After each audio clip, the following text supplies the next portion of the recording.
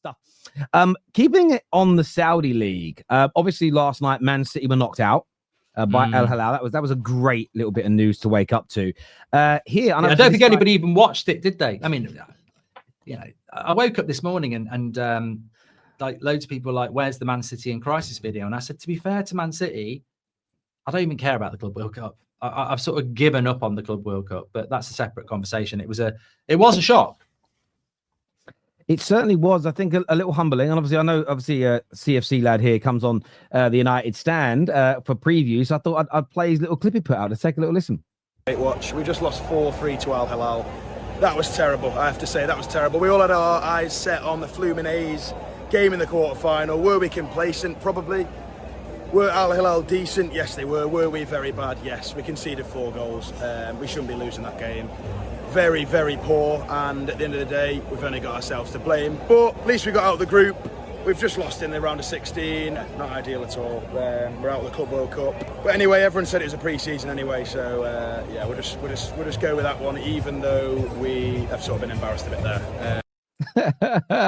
I mean, that was a mixed I'd love to get him in the emotions. dock. Bloody hell, he's all over the place here, isn't he?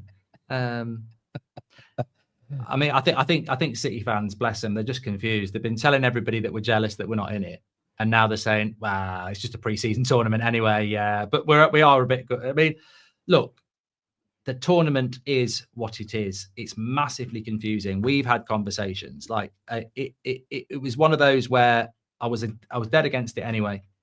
Huge money, of course, and I think that will annoy Man City, because I think going out in the last 16 compared to the quarterfinals, I think there's another 50-60 million they could have earned there just by getting to the final, which is more than you can. It's a lot of money, 60 million, just to get to a final of a tournament like that. So you can't, the money was always the thing. But, Liverpool, Arsenal fans are like, glad we're not in it. We get a rest. We get a pre-season. It's a big season coming up. Be interesting to see how it impacts on Man City. They obviously were taking it seriously. So respect to Al Hilal. They've beaten a City side that wanted to win it. And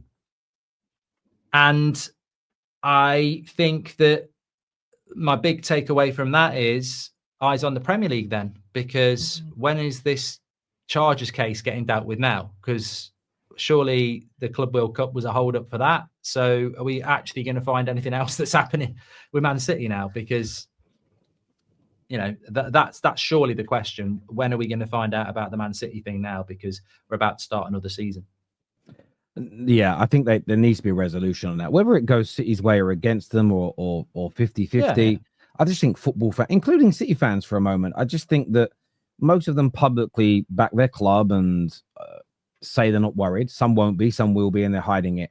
But I do think that everybody just needs a resolution to that now. A question on City, though, for you. I know you didn't watch the game particularly last night, but there's a lot of City fans across socials and a lot of rivals that watch the game, Mark, saying same problems. The defense hasn't improved. There's been, I think, I may get this number wrong. I know it was like 200 million spent in January. They've dropped another 100+ million. So 300 to 400 million pounds has been spent between January and the Club World Cup. And there's a lot of City fans saying, yes, there's been some good attacking football at this tournament, but the same old problems are still there. There's a lot of money that's been invested.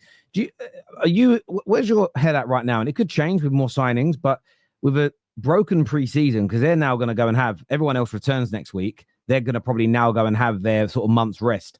With a broken pre-season, a lot of money spent and still big problems at the back. Do you feel like City could have another tough campaign next year? Well, I think Liverpool and Arsenal are better than them. I expect Man City to get better. They've bought a lot of decent players in again. But I think Pep's only there for the money now. I think Pep had enough. I think we saw that. And I think Man City, maybe they wanted Amrim, maybe they didn't. But there clearly wasn't a Pep replacement out there that they felt they could land on. And I think that this was meant to be the summer where Pep went and they had a proper rebuild. And now they've got Pep doing the rebuild, but he doesn't look like he's got the energy for it. I think Pep's, you can see it in his eyes. He just doesn't look like he's engaged in it now. Yeah. And I think going into next season, Arteta and Slot look really like Pep and Klopp did a few years ago. So I think it's going to be very difficult for City. But I think what City have lost is that aura. A couple of years ago, they'd trounce Al Hilal. They'd breeze their way through to the latter stages. Whereas, like I say, there's a vulnerability about them now. They're still a really good team, but I mean, look at that Man City fan. He's shocked because they're not used to that. They're like, what's just happened there? You can tell that he's just skirting around looking for answers. And I think that I think Man City will be comfortably top 3, but I'm not sure they're going to be able to deal with Liverpool and Arsenal next year. And I'm not saying this is fact. I'm just throwing it out there as a theory. What Fergie and Wenger, in fairness, the last 4 or 5 years of his tenure shouldn't have been there. But the time that Fergie and Wenger spent at a club wasn't long term. It was astronomical.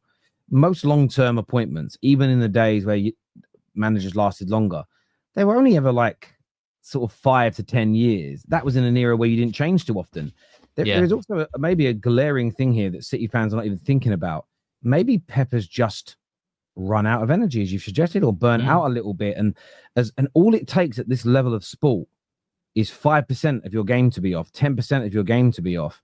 And you look at a different team. I was watching the tennis yesterday, and this, I don't even know his name. I can't remember his name now. This Italian, 38 years old, retiring, was playing Alcaraz in the first round, and he pushed him right until the end. And it was because Alcaraz was making unforced errors and making mistakes well above his normal percentage, as in like his game was off by 4 or 5%. And suddenly a guy ranked stupid low was this close to beating him. And that's just a 5 to 10% drop off. There's only small margins between the best and the worst teams at the elite end of sport. I think it's something they've got to look at. Because look at this comment here from Rahman, who's a City fan. He doesn't understand why they bought Gonzalez, Heiss, and Krustanov. And yet he just keeps them on the bench and keeps playing the Akes and the Akanjis that were part of the problem before they came in. And I think a lot of City fans now are just a little bit miffed that you're dropping 300+ million pounds, but barely any of those players are getting onto the football pitch. Like you've said, does he really want the rebuild, or does he want to keep playing his players? So there's going to be an interesting season for Man City. There's no doubt about that. This here from Darren says, what year did we enter the cup and got done for dropping out of the League Cup to play in the tour? Oh, that was 90. That was in the 99 going into 2000. That was the year after the that was that. And look, I still look at that as a mistake by United, but I understood at the time there was a feeling that the World Club Cup, or the Intercontinental as it was called then, would become this huge global competition. And we're going to be honest with you, the South Americans have always taken it seriously, but I've seen loads of English teams win the Champions League, and I've never seen any fan where they've not won the Club World Cup like have a meltdown, like their season's a disaster. I just don't think in Europe it's ever been taken as seriously as in South America. And yeah, that was a mistake to do that, really, because the World Cup would have been great if it had Liverpool, Barcelona, Sporting, Napoli, proper champions in it, and I think it would work. Yeah. But how they get over that, I don't know. I mean, look, even Chelsea fans are just loving being in this tournament because, I mean, did you see that Sky Cave thing at the weekend? He outed himself as an absolute prat. Go and play paddle, this, that, and the other. And it's like, no one said, people are free to watch it and not many people are watching it, mate. But the big problem people have got with it is the ridiculous amount of money they've chucked at it to justify a tournament that lacks integrity. I don't care whether the money comes from Saudi. I don't care whether Chelsea earn £100 million out of it. That's not why you can't buy an audience. You can't buy integrity. And the reason people aren't engaged in this, and the biggest offensive thing I've heard about the Club World Cup is they put it in the wrong country. Like, I was in New York a few weeks ago. Most of the basketball places out and about have got goals in them now. People are playing football. The World Cup in 1994, there was some shitty game that went on. It had about 80,000 people there.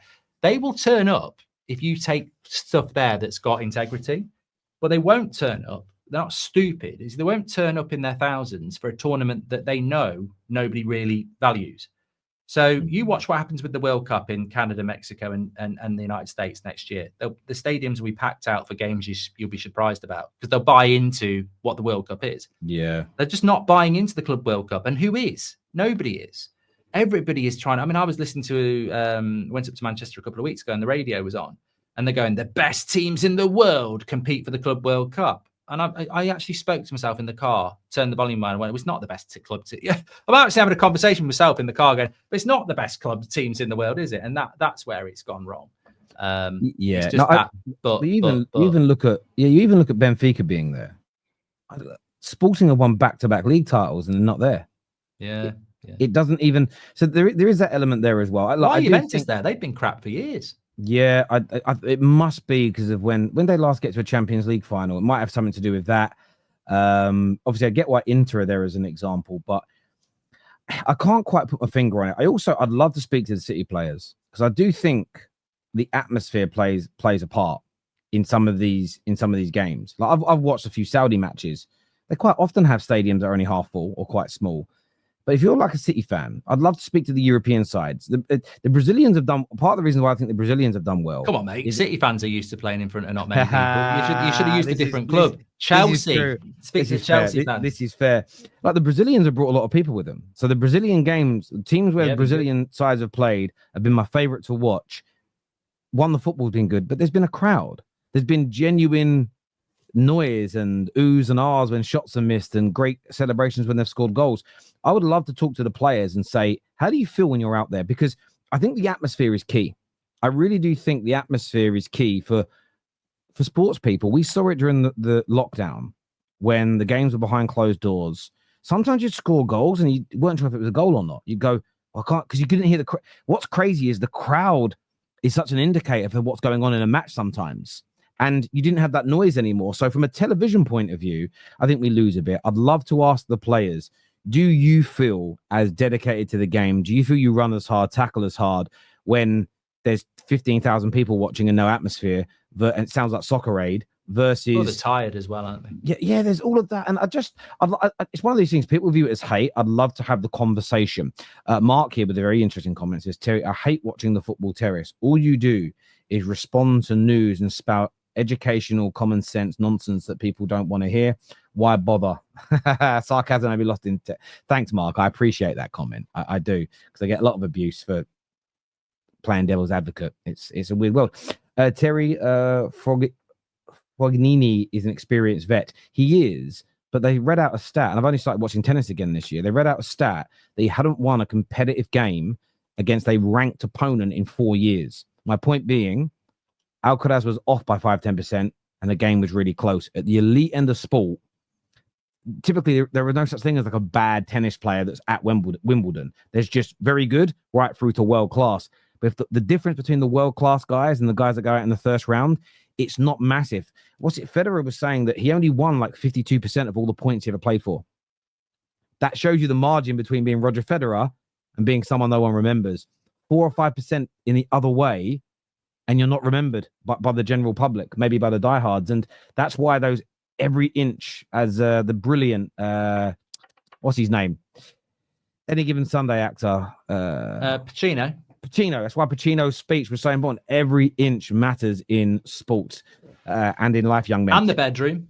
And yeah, I was about to say, well, it's because I always think that nonsense of motion in the ocean. I just think that's how women whose boyfriends have are not very blessed. That's how they make them feel better. It must be. That's why I think they've always said it to me. It's about the motion in the ocean, Terry. You know, it's DB's just said Mark sat there with no idea about tennis, mate. There used to be a game called Grand Slam Tennis on the Wii. You could play online. I was in the top 300 in the world